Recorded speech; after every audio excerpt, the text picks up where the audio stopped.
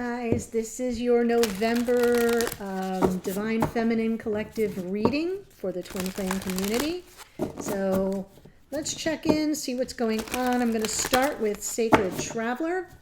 We'll take a look at where we've been, where we are, where we're headed. Energetically speaking, these readings are generally not date or time specific, but because we're just past the midpoint of the eclipse, the last eclipse season for 2021. So we've just passed the full moon in Taurus lunar eclipse midpoint to the new moon in Sagittarius solar eclipse coming up on December 4th. It'll be the third, like wee hours of the morning on the 3rd on the West Coast. So check your local listings. So that energy may impact this reading. I just want to make you aware of that. Let's take a look. This is Sacred Traveler, where we've been. Wandering Path, Infinite Abundance, and Wise Leader. Wow, that's nice energy. So where we've been sort of on this wandering, meandering path, doing our best to enjoy the journey.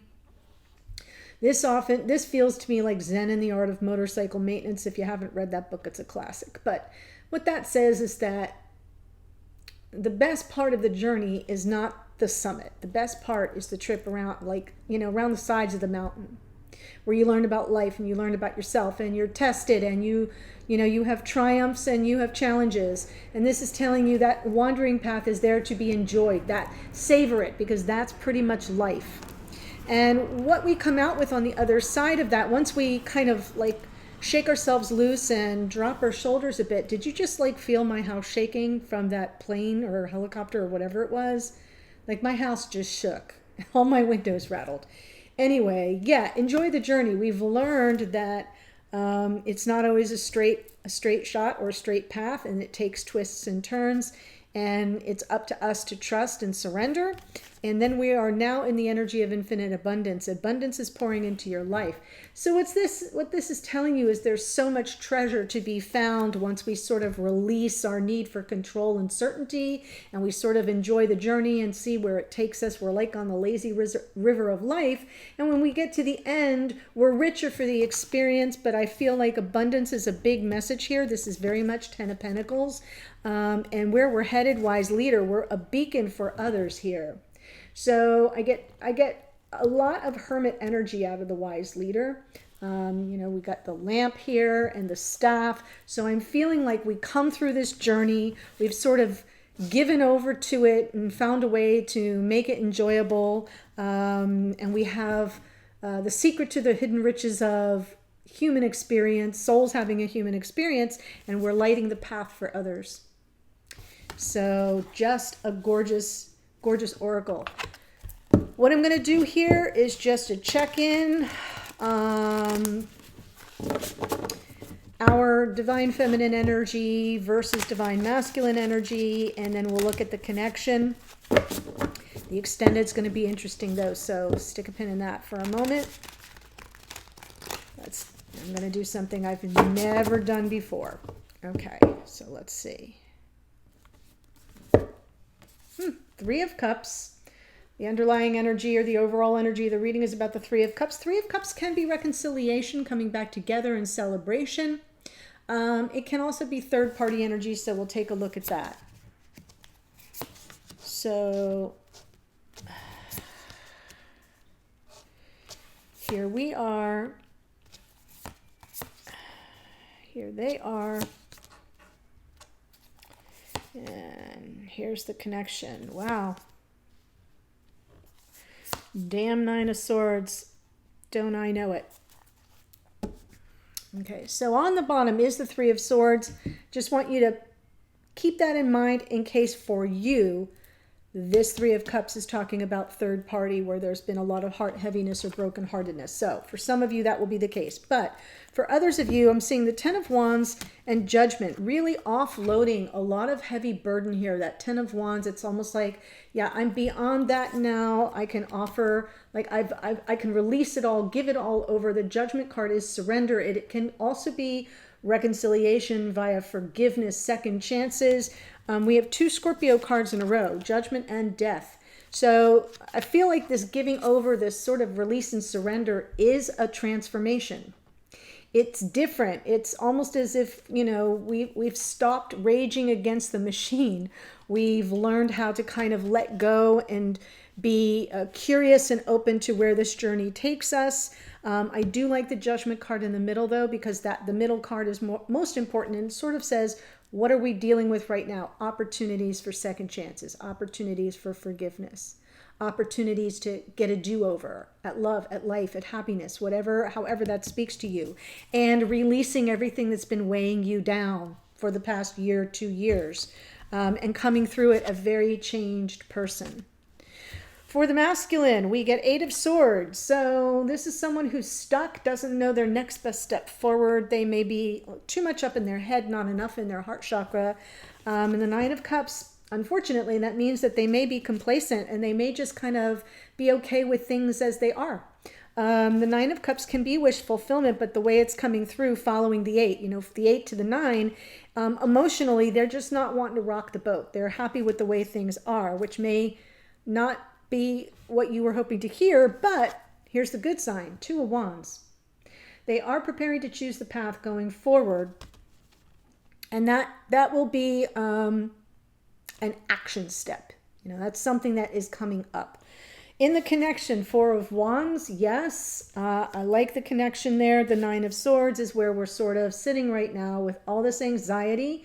Some of you have, if you're not in the private Facebook group that's associated with this channel, there is a link below. But just yesterday and last night, I was telling Pisces this earlier, is that, lots of talk about heavy levels of anxiety, feeling almost paralyzed. Well, there it is. With regard to this 4 of Wands connection, the twin flame dynamic. And then what happens going forward? We once again turn it over. Right? We feel the infinite abundance because this is the Wheel of Fortune. It's a Sagittarian card. We have the new moon in Sagittarius, and it's also ruled by Jupiter, and Jupiter is all about abundance and expansion. So I feel like if it's meant to be, it will be it. Things are unfolding according to divine time and order. There is a divine plan at work. I'm going to put that over here for now. So far we have Scorpio, and Sagittarius. Interesting because, I digress. The Taurus full moon was opposite, while we were in the Scorpio sun. So I'm loving seeing those two energies come through. We're looking at the 3 of Cups. There's the infinite abundance of the 10 of Pentacles. There's the 3 of Swords from the bottom of the deck. For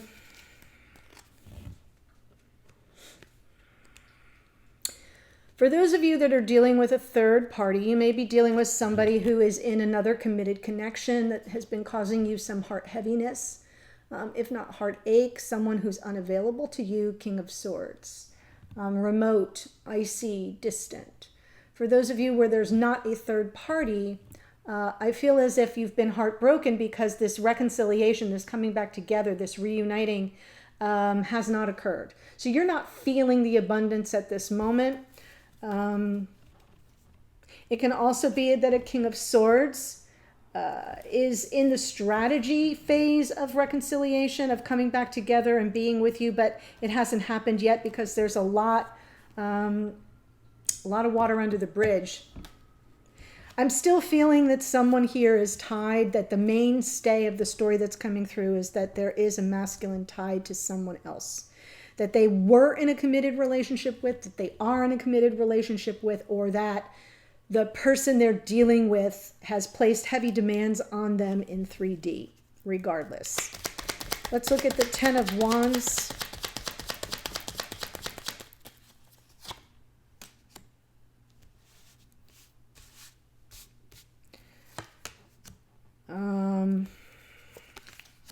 Yeah, I feel like you're checking, you've waited long enough. 10 of Wands, Page of Swords, 7 of Pentacles, 4 of Wands. You've waited for this connection to begin to, bloom or blossom. Seeds have been planted. You've been checking up on it. The little spire detective of the tarot there is the Page of Swords, looking for clarity, looking for answers, looking for clues.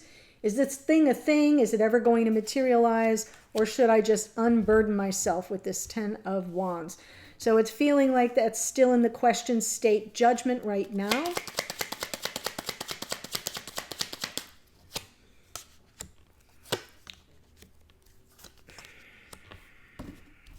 Well, now we have some mirrored energy with the Eight of Swords, not knowing your next best step. I'm seeing the Queen of Wands with the King of Cups. So there's passion, there's, love and passion here. I'm feeling like the Queen of Cups is that energy of, we're fully embodied in it. We are in our power. We are feeling empowered. That was what I meant to say. And it's okay that we can release now. We can give it over. We're not questioning our strength, our power, our independence, our ability to manifest what we want. You notice she's got that little black cat at her feet. And yet we still don't know our next best step forward with regard to the divine masculine, the one we love, the person who kind of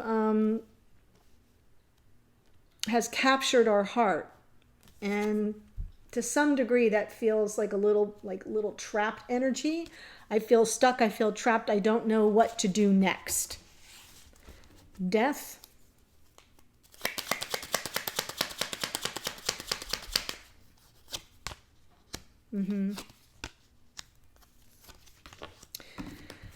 So for those of you who have been feeling abandoned, ghosted, devalued on some level, I kind of feel like you're going to let go of the shadow energy, of the toxicity of that, the way that, like what it does to you, like how it throws you back into ego when you're trying to rise above it.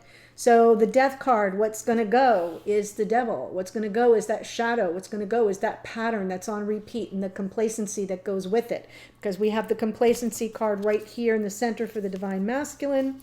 And I feel as if the Five of Pentacles, you're just going to release it. It's underneath suggesting it's not like your main focus. It's not something that you're focusing on every waking minute, but it's there. And so part of this offloading of a heavy burden is really releasing this toxic pattern that leaves you feeling that energy of less than, right? Scarcity mindset, lack consciousness. I'm not good enough. I'm not worthy, or I'm being treated as though I am not good enough or not worthy, but you know that you are. For the divine masculine, Eight of Swords and the Nine of Cups.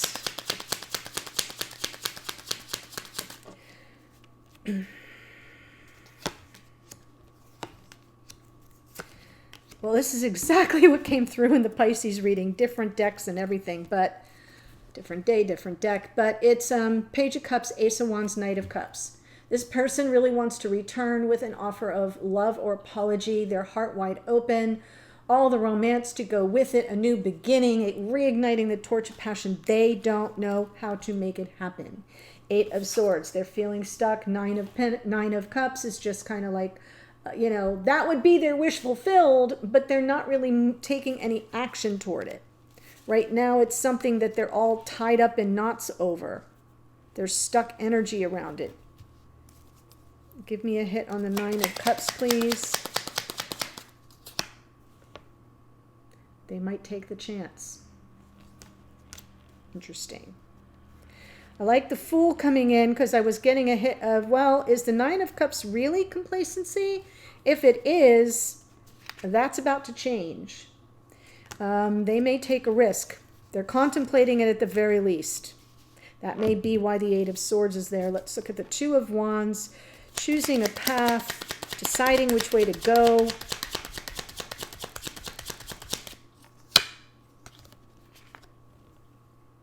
Oh yeah. Two of Wands, Two of Wands. End of a painful cycle. This masculine, very interesting. They're not going to let a painful ending get in their way. They want to overcome the Ten of Swords energy, which is good. So there was a painful ending, that's past. I don't think this is an ending coming up. They may choose to be ending something else if this is resonating for you, where I began with this may be somebody who's tied up to someone else. Then they may be choosing a path to end that. But they may also be choosing a path to overcome a painful ending from the past, to finally get over it once and for all. The energy of the Strength card here is about gaining their confidence, reestablishing some measure of courage and confidence to know that they can overcome and get beyond the pain of the past, or something that needs to end now, that they've been holding on to too long, that they've been stuck with for too long. But this is someone who wants to move towards you with love, to reignite the passion. They're about to take a leap of faith in that direction. Would be a wish fulfilled, especially if they land on all fours. Okay. But for some of you, that Ten of Swords is speaking to a masculine who's in another connection that needs to end. For the rest of you, it is them overcoming the painful ending that already occurred between the two of you. And for the rest, it could be a hybrid. So let's look at the Four of Wands for the connection.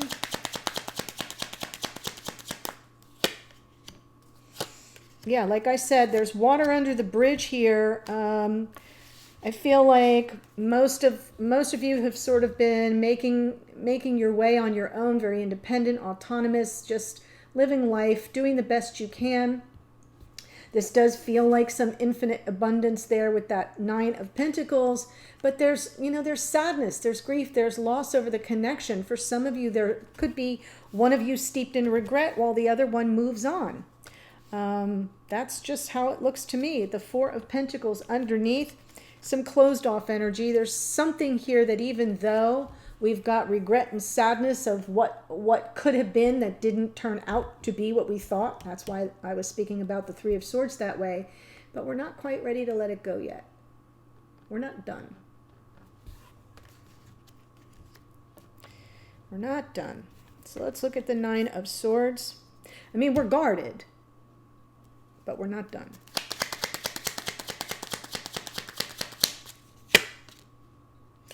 Shit, look at this. Nine of Swords, Nine of Swords. I'm getting some heavy double messages here, like Spirit doubling down on me, saying, yeah, there's a crap ton of anxiety and resistance.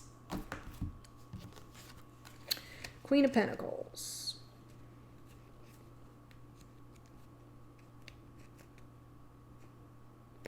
I'm feeling the Seven of Swords two different ways. Could be the resistance of the other person that's just kind of driving you buggy.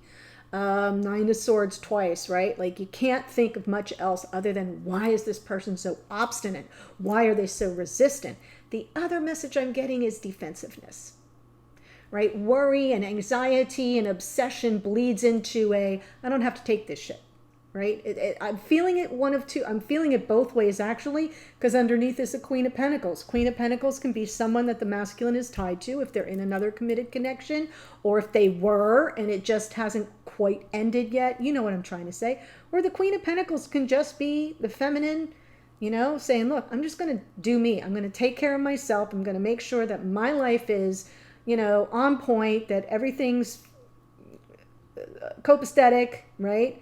That I got all my ducks in a row, that things under my roof are okay, that my money is right, that, it just feels to me like I'm getting a little bit of a sense of defensiveness. Like if you're going to make me sit here and twist in the wind, oh, hell no. I got better things to do. I'm putting my crown back on.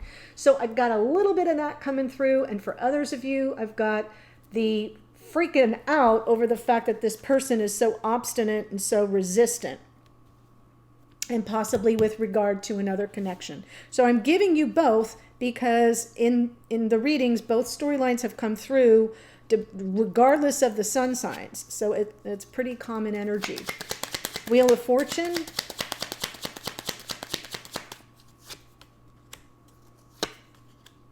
Wow.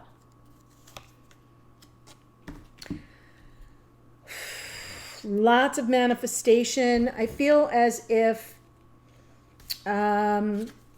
we have a lot of feminines here that will be drawing off their empathy and intuition. Both of these cards, the Queen of Cups and the High Priestess, both have highly intuitive gifts. We know that about the High Priestess. Of course, it's why I named the channel the Awakened Priestess. But I feel as if you kind of have an inner knowing that things are beginning to unfold in your favor. The wheel is moving in your favor. We have ships coming in, that Three of Wands underneath. So we're staying emotionally open and available. We do not sit in this energy for very long. So if you are acknowledging and you are open enough to claim the fact that you may be getting defensive, like who needs this? You may need to get off that position as quickly as possible and be open-hearted, as I feel like something very powerful is coming in and you kind of know what it is I'm talking about. You already know. So if that is speaking to you, what we're going to do in the extended is different from anything I've ever done, and I don't usually like to do this. If you've been following me or if you've ever had a reading from me, you know I don't like yes-no questions. But there is a spread that I am comfortable using for you. It's called a yes-no spread. And the question that we're going to be asking for that spread is, should you continue to feed this connection energetically? Yes or no?